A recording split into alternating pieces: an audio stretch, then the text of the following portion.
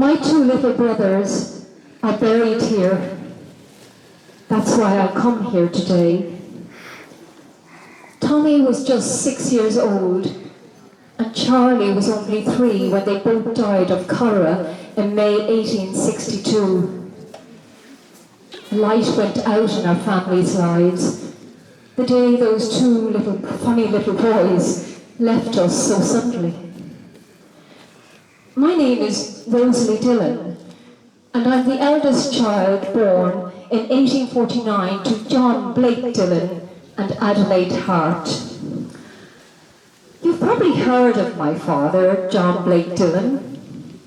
He was born in 1814 in Ballydoreen, County Roscommon, but he's best remembered as co-founder of the Nation newspaper, a leading young Irelander, a rebel fugitive in 1848, a political refugee in New York, a liberal Catholic, and subsequently a member of Parliament.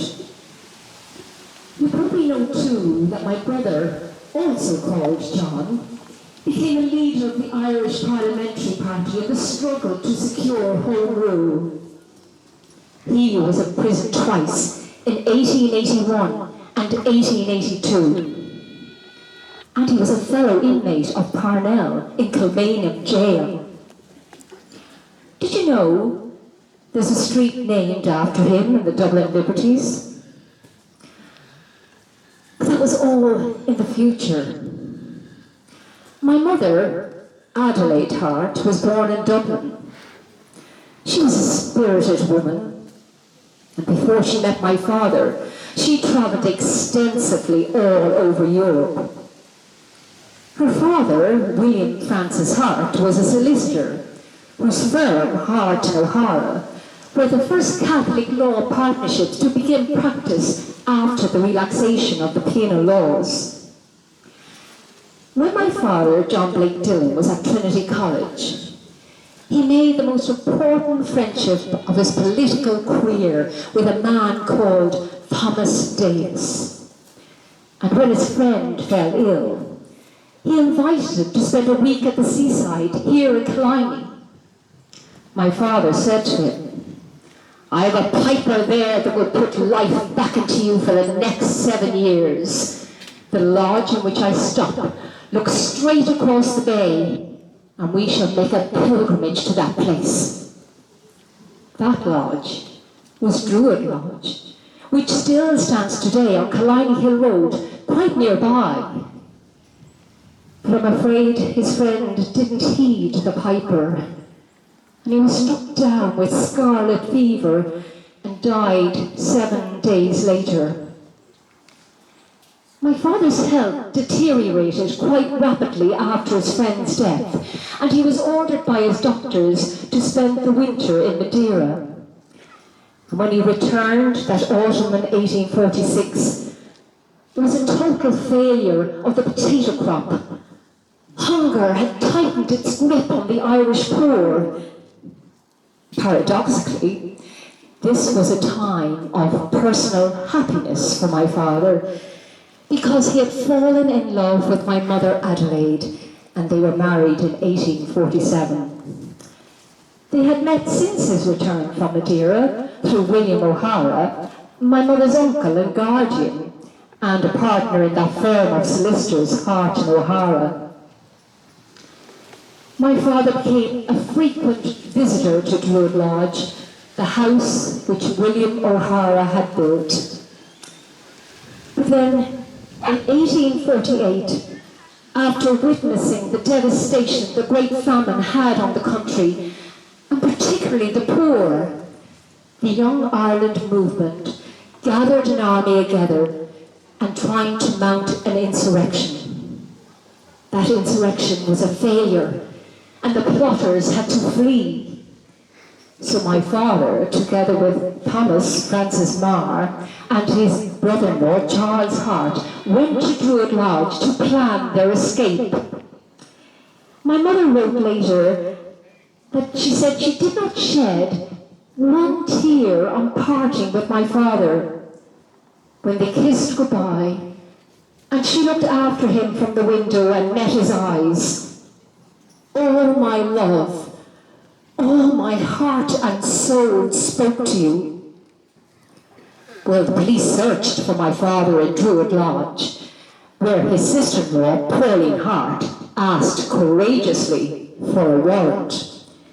And on learning that a reward of £300 was offered for my father's arrest, he decided to shave off his whiskers, put on a broad-brimmed hat, and was thus transformed into a priest under the pseudonym Father Hughes. Well, only for the heroic efforts of a real priest, Father Anthony O'Regan, my father reached the safety of New York. William O'Hara fled to France for the duration of the crisis, and Charles Hart left Druid Lodge in tears. He avoided the attentions of a detective down here at Killiney railway station, where he bought a ticket for Kingstown, boarded the Holyhead steamer, and sailed from Liverpool to New York. Well, after 7 dreary weeks at sea, my father eventually arrived in New York. But back home in Dublin, my mother was 5 months pregnant at the time. And she wrote to my father telling him how she found it heart-sickening and depressing to observe countrymen walking the streets of Dublin with nothing to do. Once respectable farmers were throwing up their lands and emigrating. Nevertheless, a visit from Fahy the Piper proved there was some vitality left in the country. My mother knew the sounds of his pipes the moment he began to play outside our window, and she would invite him up to the drawing room to play all the old tunes. Well, as my mother's confinement approached in 1849, my father prayed that she would survive childbirth, and on receiving a letter from his mother-in-law saying that after a severe and dangerous ordeal, my mother had given birth to a baby girl. That girl was me. I was christened Rose, but known affectionately as Zoe. My mother planned on joining my father later that year, and I had time to grow strong. And when we arrived, my family set up home on Long Island, where William, my brother, was born in 1850. But with my mother's ill health, and then the death of her sister Pauline, aged 20, my father insisted that she return home to Dublin. My parents were separated by the Atlantic for more than 2 years. My mother remained in Ireland, where Thomas, my brother, was born, and my father was settling up his business affairs in New York. And when he finally arrived back in Druid Lodge, he lived quietly for a few years, devoting himself to his family and the law. And despite my father's protestations that he would be quite content with just holding my mother's hand, my mother gave birth to 3 more children after his homecoming: Henry, Charles, and Christina. My family loved Killiney and the sea nearby. And my father always said he associated all the sweetest memories of his life with Druid Lodge. But then, in 1866, 4 years after my brother Thomas and Charles died, my father contracted cholera, which was rampant in Dublin.